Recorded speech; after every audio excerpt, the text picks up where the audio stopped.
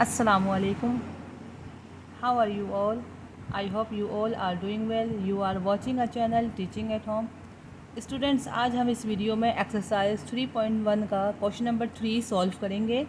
इससे पिछली वाली वीडियो में मैंने क्वेश्चन नंबर 1 और 2 सॉल्व किया।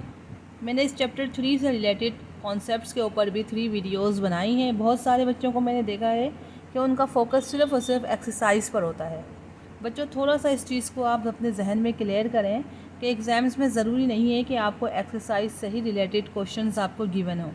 इससे अच्छा ये है कि आप अपने कॉन्सेप्ट्स पे ज़्यादा तवज्जो दो, बजाय इसके कि आप अपना सारा फोकस एक्सरसाइज पर लगा दें। No doubt exercise is very important. एक दफ़ा नहीं 10 दफ़ा उसकी प्रैक्टिस करें, ठीक है, लाजमी करें। बट कॉन्सेप्ट्स का क्लियर होना भी बहुत ज़रूरी है कि आपको ये पता होना चाहिए कि कौन सी जगह पर हमें कौन सा फार्मूला अप्लाई करना है, कहाँ पे ब्रेकिंग मिडिल टर्म्स करनी है, कहाँ पे हम कॉमन लेंगे, कहाँ पे हम x square minus B square का फार्मूला लगाते हैं। तो ये सारी चीज़ें आपको जब ही बताऊँगी जब आप मेरी ये कॉन्सेप्चुअल बेस्ड वीडियोज़ जो मैंने बनाई हैं वो देखेंगे। चैप्टर 3 को स्टार्ट करने से पहले बच्चों मैंने 3 वीडियोस बनाई हैं जो कि डिस्क्रिप्शन बॉक्स में मौजूद हैं, जिसमें मैंने पॉलिनोमियल्स को उसकी टाइप्स के साथ डिस्कस किया। फिर इसके बाद की वीडियो में पॉलिनोमियल को डिग्री के साथ डिस्कस किया, ठीक है ना।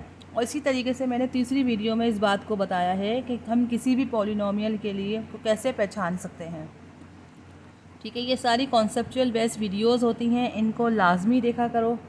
इसके बगैर आप एक्सरसाइज तो सॉल्व कर लोगे, मगर वही बात आ जाती है कि रेक्टिफिकेशन वाली बात आ जाती है कि देख कर आप सब कुछ सॉल्व कर सकते हैं, ठीक है ना, और देख कर आपने उसकी प्रैक्टिस कर ली, मगर जब तक आपके कॉन्सेप्ट्स क्लियर नहीं होंगे आप लकीर के फ़कीर बने रहोगे।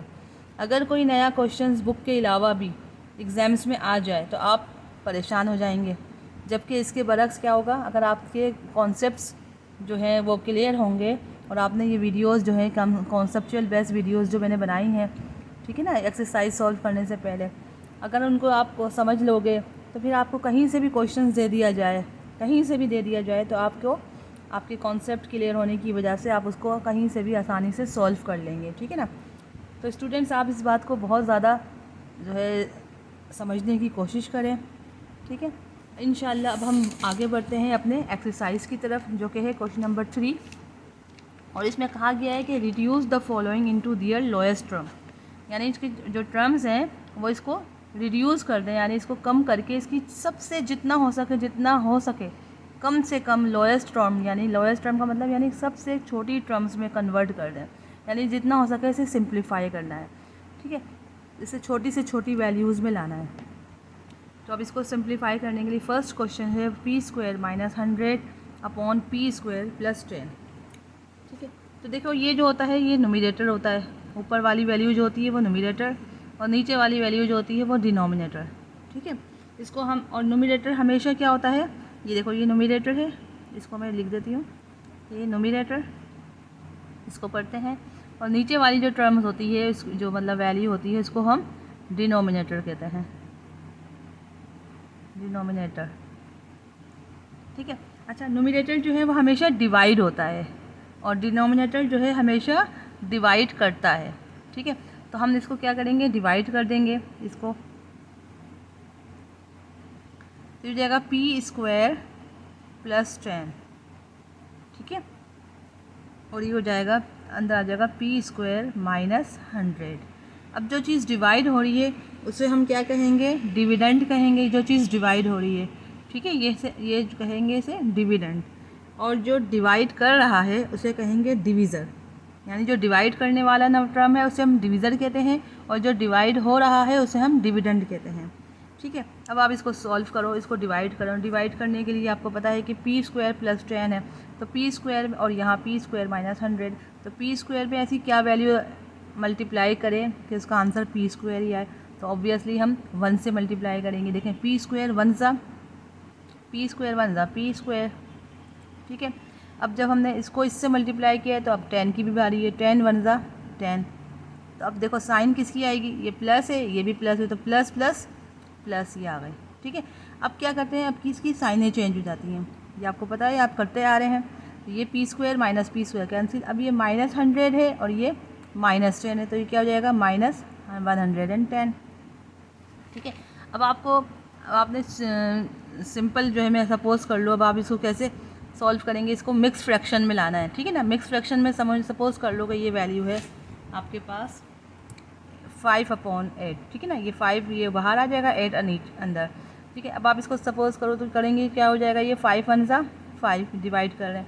ये आपको मैं मिक्स फ्रैक्शन लाने के लिए इस एग्जाम्पल्स के थ्रू समझा रही हूँ, ठीक है। तो अब इसमें से क्या हो जाएगा, 8 में से 5 गया 3, ठीक है। तो अब इसको हम मिक्स फ्रैक्शन में लाने के लिए क्या करते हैं, ये जो 5 जो डिवाइड किया था वो तो नीचे ही रहेगा, ठीक है। और जो ये जिससे डिवाइड किया यानी 5 1 5 ये वहाँ आ जाएगा, और जो रिमाइंडर है, ये रिमाइंडर टर्म है वो यहाँ आ जाएगी।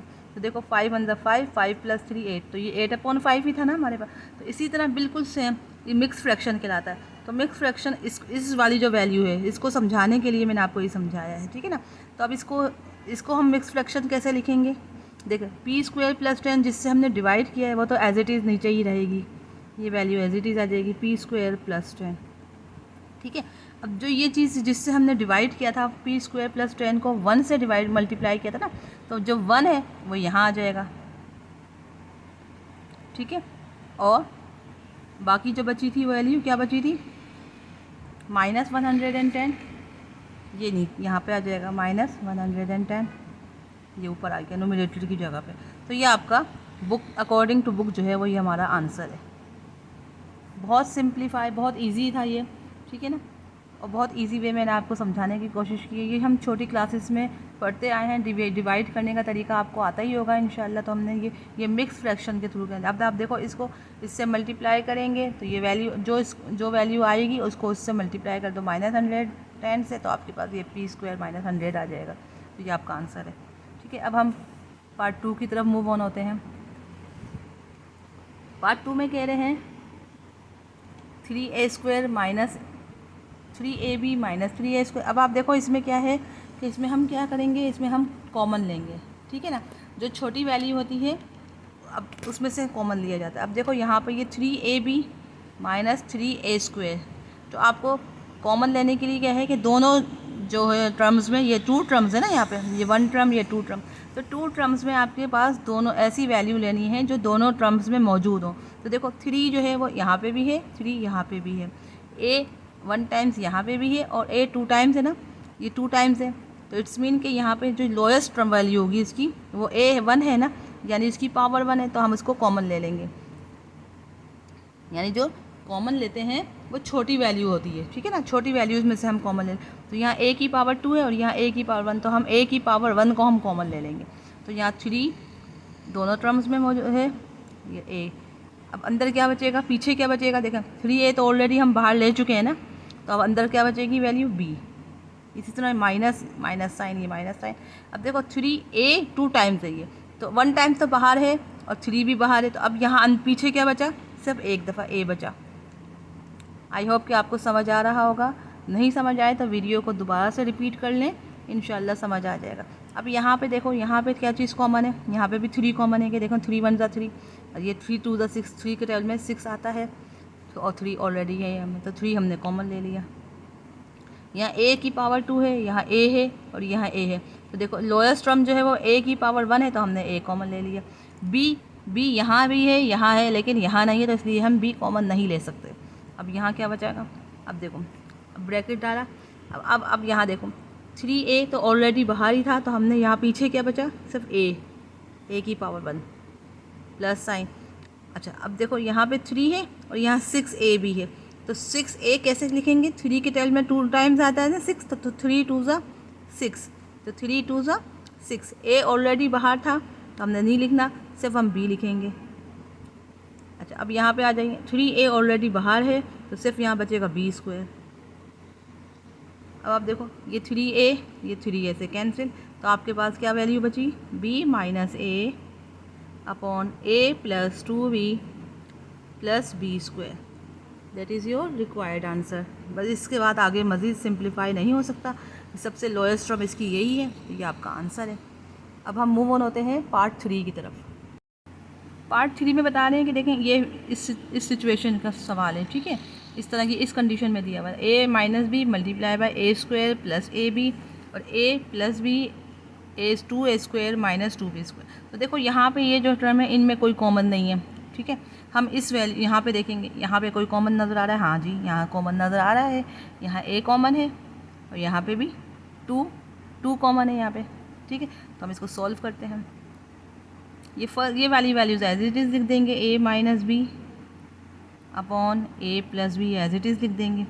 ये मल्टीप्लाई, यहाँ देखें यहाँ कॉमन है, हाँ जी a कॉमन है, ठीक है ना। यहाँ a की पावर 1 है, यहाँ a की पावर 2, तो हमने a की पावर 1 को कॉमन ले लिया। अब अंदर बचेगा a, क्योंकि a 2 टाइम्स है ना, तो 1 टाइम्स तो बाहर है ही, तो 1 टाइम्स बचा, a की पावर a बचा। अब यहाँ a भी है, a भी में से a तो ऑलरेडी बाहर ही है, तो हम यहाँ पे b ले लेंगे। आई होप को आपको कॉमन लेना आ चुका होगा, ठीक है। अब आप देखो यहाँ पे 2a square minus 2b square है, ये a स्क्वायर है, ये b स्क्वायर, यहाँ पे कॉमन नहीं है, सिर्फ 2 कॉमन है, कि 2 इसमें भी है इसमें भी है, तो हमने 2 कॉमन ले लिया। तो पीछे क्या बचा, a square minus b square, ठीक है। स्टेप बाय स्टेप आपने लिखना है, और जितने ज़्यादा स्टेप्स होंगे उतने ही आपके अच्छे नंबर्स आएंगे, स्टेप पे डिपेंड करता है, ठीक है। अब आपने ये एज इट इज़ लिख दिया a प्लस बी। अच्छा अब यहाँ देखो, यहाँ पे आपको कुछ याद आया कि हाँ भाई यहीं पे फॉर्मूला है, ये फॉर्मूला नज़र आ रहा है, a square minus B square. हमें पता है एक फार्मूला है x square minus y square is equals to x minus y x plus y. याद आया आपको ये फार्मूला? ये फार्मूला बहुत ज़्यादा इम्पॉर्टेंट है और आपको हर कहीं ना कहीं ये काम ज़रूर आएगा, तो इसलिए इसको अच्छी तरह जहन नशीन कर लें और याद कर लें, ठीक है। तो अब देखो ये ए स्क्वायर माइनस बी स्क्वायर, तो हमने क्या किया, ये हो जाएगा फार्मूला ए माइनस बी और ए प्लस बी, ठीक है। अब आप देखें जो मतलब कैंसिलेशन हो रही है वहाँ कैंसिल कर देंगे, ठीक है, और जो मल्टीप्लाई होगा हम उसे मल्टीप्लाई कर देंगे। तो अब देखो ए माइनस बी, ये ए माइनस बी से कैंसिल, ये ए प्लस बी, ये ए प्लस बी से कैंसिल, ठीक है। चाहे तो हम यूँ भी कर सकते थे, लेकिन हमने ऊपर नीचे ज़्यादा सूटेबल है, तो ए प्लस बी से कैंसिल हो गया, ए माइनस बी क्यों आपस में मल्टीप्लाइड हो रहे हैं, इनके दरमियान रिलेशन है मल्टीप्लिकेशन का, तो ऊपर नीचे आगे पीछे सामने वामने आपस में कैंसिल हो सकता है। हाँ अगर प्लस साइन होती तो हम नहीं कर सकते, लेकिन मल्टीप्लिकेशन है तो इसलिए हम आसानी से कैंसिल कर सकते हैं, ठीक है। ये बात जहन में रखना, क्योंकि यह मल्टीप्लिकेशन का साइन था। अगर यहाँ एडिशन होता यानी प्लस होता तो फिर हम नहीं कर सकते, फिर हम एलसीएम लेते, ठीक है। तो ये ज़रा अलजेब्रा में ये कॉन्सेप्ट्स आपके अच्छी तरह क्लियर होने चाहिए। अब आप देखो अब पीछे क्या बच रही है वैल्यूज़, यहाँ पे ऊपर जो है डिनोमिनेटर में क्या बच रहा है, सिर्फ ए बच रहा है, और यहाँ पे डिनोमिनेटर में सॉरी यहाँ 2 और a plus B, that is your required answer. इससे ज़्यादा लोएस्ट टर्म अब नहीं हो सकती, सबसे लोएस्ट टर्म यही था, ठीक है। तो ये आपका आंसर है। अब हम मूव ऑन होते हैं पार्ट 4 की तरफ।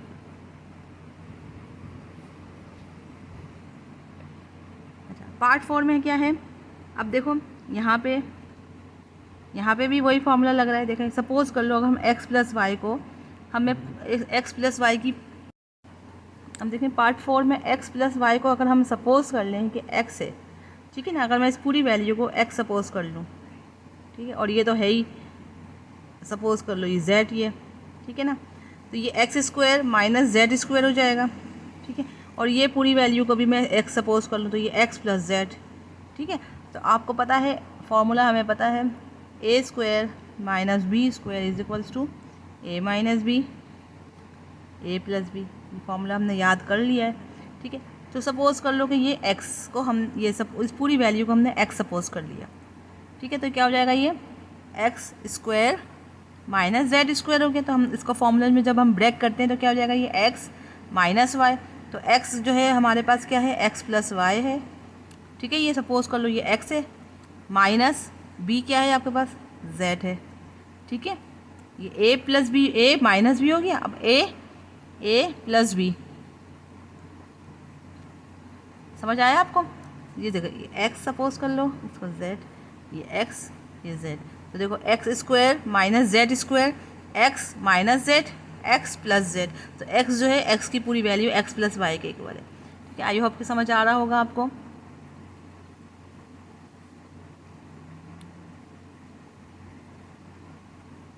अब आप देखें कोई चीज़ सेम है, हाँ जी सेम है, x plus Y plus Z, X plus Y plus Z, तो ये आपस में ऊपर नीचे कैंसिलेशन हो जाएगा। तो आपके पास क्या वैल्यू बची, X plus Y minus Z, that is your answer.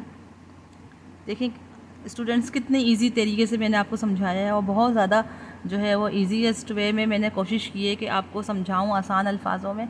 तो देखें अब बहुत ज़्यादा इजी है, बस सिर्फ आपको कॉन्सेप्ट्स क्लियर होने चाहिए। आपने सपोज़ कर लो कि ये एक्स है और ये जेड है, ठीक है ना, तो x square minus Z square, बस फार्मूलाज की सारी गेम है। फार्मूलाज अलजेब्रा में जब तक आपको याद नहीं होंगे आप अलजेब्रा के क्वेश्चन जो हैं वो सॉल्व नहीं कर सकते। तो आपको बस जब अपने जितने हो सके फार्मूलाज जो हैं वो अच्छी तरह याद करें, ठीक है। तो इंशाल्लाह आपके जब फार्मूलाज याद होंगे तो आप आसानी से क्वेश्चंस को सॉल्व कर लेंगे। अब हम बढ़ते हैं पार्ट 5 की तरफ। अब देखो इसमें भी यही है। अब देखें यहाँ पे ये M square minus 6m 3m plus 15। तो देखो इस ब्रैकेट में m कॉमन है, हमने m कॉमन ले लिया, अंदर बचेगा m माइनस 6। यहाँ पे 3 कॉमन है क्योंकि 3 1 ज़ा 3, 3 5 ज़ा 15, तो हमने 3 कॉमन ले लिया, अंदर बचेगा m प्लस 5। यहाँ कॉमन की गेम, कॉमन करना है सारा। अब यहाँ देखें 2m माइनस 12, तो 2 कॉमन ले लिया तो अंदर बचेगा m माइनस 6, ठीक है। अब आप देखें ये m माइनस 6, ये m माइनस 6 कैंसिल, ठीक है। अब आपके पास क्या बचा, यहाँ 3m लिख देंगे, 3m m प्लस 5, क्योंकि आपस में सारे मल्टीप्लाइड हो रहे हैं, और नीचे डिवाइडेड बाय 2। तो ये आपका answer, that is your required answer. अब हम पार्ट 6 की तरफ मूव करते हैं।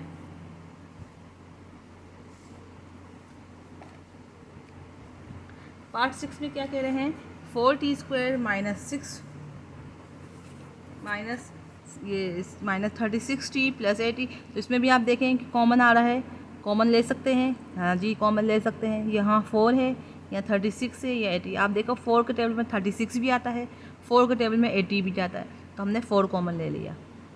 और इसके अलावा मज़ीद कोई कॉमन नहीं ले सकते। टी यहाँ पे है 2 टाइम्स, यहाँ 1 टाइम है, यहाँ नहीं है, तो इसलिए हम टी को कॉमन नहीं ले सकते, तो हमने सिर्फ 4 को ही लिया। तो अंदर बचेगा टी स्क्वायर माइनस, अब देखो ये 36 है, तो 4 के टेबल में 36 कितने टाइम जाता है, 9 टाइम्स, तो 4 9 ज़ा 36, ठीक है। और ये हो जाएगा 4 20 ज़ा 80। अच्छा इसको हम जो है वो ब्रैकेट को खोल लेंगे, ठीक है। ये दोनों ब्रैकेट्स हैं, इन दोनों ब्रैकेट्स को हम खोल लेंगे। तो देखें 4t को जब हम 5 से करते हैं मल्टीप्लाई तो हो जाएगा 20t। 4t को जब हम माइनस टी से करेंगे तो ये हो जाएगा माइनस 4t स्क्वायर। मल्टीप्लाई तो आपको आता ही होगा, ये मल्टीप्लिकेशन है। 4t को पहले 5 से किया तो 20t, 4t को माइनस टी से किया तो माइनस 4t स्क्वायर। अब माइनस टी स्क्वायर को 5 से करेंगे तो माइनस 5t स्क्वायर, और माइनस टी स्क्वायर को माइनस टी से करेंगे तो प्लस टी क्यूब, ठीक है। अब ये देखो ये क्या हो जाएगा 4, ये जगह T square minus 9t plus 20। अच्छा अब हम अलजेब्रा में क्या करते हैं कि हम सीक्वेंस में लिखेंगे। जो सबसे हाईएस्ट पावर जो है वो t3, तो t3 से स्टार्ट लिया, t3। अब ये हो जाएगा minus 4t square minus 5t square, तो माइनस माइनस प्लस, तो माइनस 9t स्क्वायर, और 20t, ये 20 के आगे प्लस साइन है तो हमने प्लस 20t लिख दिए, ठीक है। अब आप देखिए क्या करना है। अब आप देखो यहाँ पे 4, ये T square minus 9t plus 20, ये एज इट इज़ रहेगा। अब आप नीचे वाली टर्म्स में देखें डिनोमिनेटर में कि आप देखो यहाँ पे टी क्यूब है, ये टी स्क्वायर है, ये टी है, तो इसमें से हमने टी कॉमन ले लिया, तो अंदर क्या बचेगा, यहाँ पे टी 1 टाइम्स बाहर है तो यहाँ अंदर T square minus 9t plus 20, यही आएगा ना, क्योंकि जाहिर सी बात है कॉमन लिया तो ये आ जाएगी ये वैल्यू। अब आप देखो ये दोनों वैल्यू सेम है, ये कैंसिल, ये कैंसिल, ऊपर नीचे क्या बचा, रिमेनिंग 4/t, लोएस्ट टर्म आ गई, which is your, that is your required answer. तो ये आपका आंसर है 4/t, ठीक है। अब बुक के अंदर जो है वो आंसर यहीं तक दिए हुए हैं, अब 6 तक दिए हुए हैं, 7 8 और 9 जो है वो हमें खुद से सॉल्व करेंगे हम, और इंशाल्लाह इसके आंसर मैं आपको बता दूंगी, लेकिन इसमें बुक में आंसर नहीं मेंशन किए हुए, तो जो हम कर रहे हैं इंशाल्लाह आप उसी को फॉलो करना। हाँ अब आप बढ़ते हैं 7 की तरफ। पार्ट 7 में क्या कह रहे हैं, x square minus 2x minus 3 और x square minus x minus 2। अब आपको मैं ब्रेकिंग मिडिल टर्म जो है वो यहाँ पे यूज़ होगी, यानी मिडिल टर्म को हम कैसे ब्रेक करते हैं। ठीक है, तो वो ये आपको तरीका मुझे बताना पड़ेगा। हमारे पास 3 टर्म्स होती हैं, ठीक है ना, देखें 1 टर्म्स 2 टर्म्स एंड 3 टर्म। अब 3 टर्म्स में से हमें जो ये मिडिल टर्म है इसको हमें ब्रेक करना है और फिर जो वैल्यूज़ आएंगी 2 टर्म्स में आएंगी, फिर हम उसको आपस में कॉमन ले लेते हैं। ठीक है, तो ब्रेक करने का तरीका मैं आपको समझा देती हूँ कैसे। ठीक है, फर्स्ट टर्म और लास्ट जो वैल्यू टर्म है इन दोनों को आपस में मल्टीप्लाई करते हैं। तो देखो फर्स्ट टर्म का कोफिशिएंट क्या है 1 और लास्ट टर्म का कोफिशिएंट क्या है -3। ठीक है, तो आप देखो 1 और -3, तो आपके पास मल्टीप्लाई क्या होना चाहिए -3। और ब्रेकिंग ये जो टर्म है हम उसको क्या करेंगे, इसको ब्रेक करने के लिए हम ये जो मल्टीप्लाई किया है -3, तो हमने 3 का एलसीएम ले लेते हैं। ठीक है ना, सिंपल मैं आपको तरीके से समझा रही हूँ। देखो 1 3 ज़ा 3, तो 3 का हमने एलसीएम ले लिया। अच्छा, इस लिखने में हम क्या करेंगे एक्स स्क्वायर और -3 को तो हम ऐसे ही लिख लेंगे। ठीक है ना, एज इट इज़ लिख लेंगे और डिवीजन। ठीक है, अच्छा अब देखो 3 है तो 1 मल्टीप्लाई बाय 3 था तो 3 हो गया ना, तो हमने इसका एलसीएम लेना। तो अब देखो एलसीएम लेंगे तो क्या हो जाएगा 3 1 ज़ा 3। अब देखो ये वाली वैल्यू और ये वाली वैल्यू आपस में देखेंगे तो ये 3 1 ज़ा 3। अब इसको 3 में से 1 माइनस करेंगे तो -2 आ रहा है। ठीक है ना, 3 में से 1 माइनस करते हैं तो 2 आ रहा है ना। अब प्लस माइनस जो है वो हमें अपनी मर्जी हम अपने तरीके से एडजस्ट करेंगे। अब आप देखो -2 आ रही है तो -2 मीन्स -3 प्लस 1 जो है वो क्या हो जाएगा -3 प्लस 1 -2, तो क्या हो जाएगा -3x और प्लस 1x। समझ आया बच्चों? आई होप कि आपको समझ आ रहा होगा। नहीं समझ आ रहा तो आप इसको दोबारा से रिपीट करके देख लें। मैं एक दफ़ा और समझा देती हूँ। देखो फर्स्ट टर्म और लास्ट टर्म इन दोनों को मल्टीप्लाई करते हैं तो जो वैल्यू आएगी उसका हम एलसीएम ले लेते हैं। ठीक है, फर्स्ट वैल्यू क्या है 1 है और लास्ट वैल्यू क्या है 3 है, तो 1 3 ज़ा 3, तो 3 का हमने एलसीएम ले लिया। तो जब हमने एलसीएम लिया तो 3 1 ज़ा 3। अब ये जो दो वैल्यूज़ है ना इन्हीं को हम जो है वो इसमें ब्रेक करेंगे, क्योंकि हमें देखो सेंट्रल वैल्यू क्या लानी है -2 लानी है। अगर हम 3 में से 1 को माइनस करते हैं तो 2 आ रहा है ना हमारे पास, तो अब माइनस कैसे एडजस्ट करेंगे कि जाहिर सी बात है हमें -2 लाना है, तो हम क्या करेंगे बड़े नंबर की वैल्यू के आगे माइनस लगा देंगे। तो बड़ा नंबर हमारे पास 3 था 1 नहीं था। ठीक है ना, तो अगर मैं 1 के आगे माइनस लगाती तो +2 आता, जबकि हमें -2 लाना है, तो हम बड़े नंबर के आगे जो है वो माइनस लगाएंगे। तो मैंने -3 + 1 कर दिया तो आंसर -2 आया। तो -3x + x, यानी इसको हमने इसमें ब्रेक कर दिया, ये -3। अच्छा, अब नीचे वाली वैल्यूज़ को देखें, डिनोमिनेटर की वैल्यू को, ये क्या है 1 और ये क्या है 2, तो 1 और 2 का एलसीएम लेंगे तो 2 है ना, 2 1 ज़ा 2 होता है। तो अब इसको हम ब्रेक कैसे करेंगे 2 1 ज़ा 2। अब देखो ये दो जो नंबर्स हैं ना इनमें हमें ब्रेक करना है। फर्स्ट एंड लास्ट वैल्यू तो एज इट इज़ आ जाती है x² - 2, ये तो एज इट इज़ आ जाएंगी।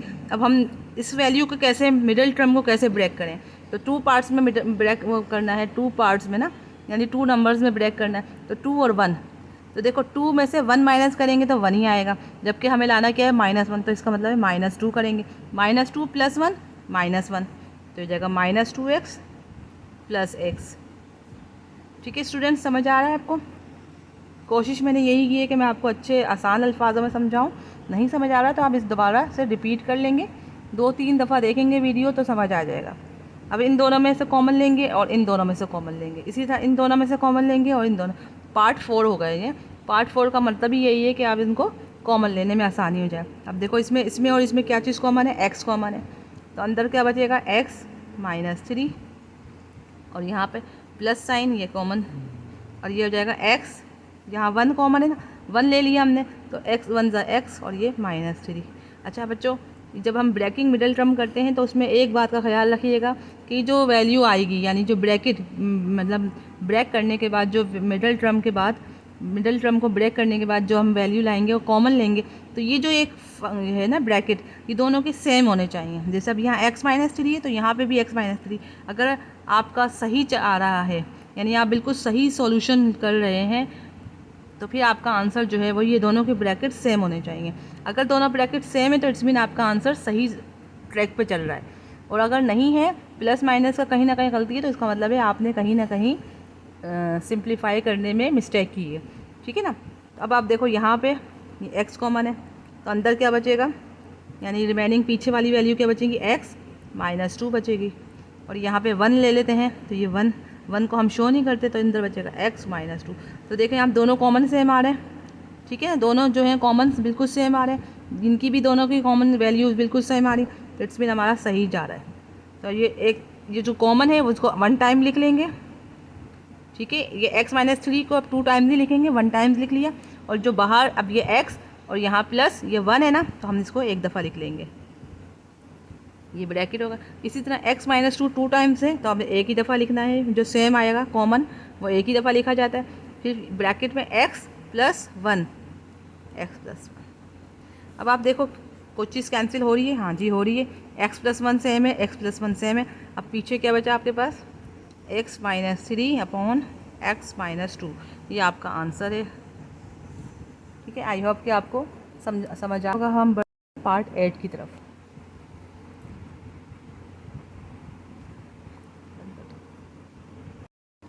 पार्ट 8 में देखें, इसमें भी कॉमन नज़र आ रहा है कि हाँ इसमें हम कॉमन ले सकते हैं। 4 के टेबल में 24 भी आता है, 4 के टेबल में 36 भी आता है, तो हमने इसमें कॉमन ले लिया। अंदर क्या बचेगी, एक्स स्क्वायर प्लस 4 6 ज़ा 24, 4 9 ज़ा 36। अभी देखें यहाँ पे 3 कॉमन है, अंदर क्या बचेगा, एक्स स्क्वायर माइनस 9, ठीक है। अब आप देखिए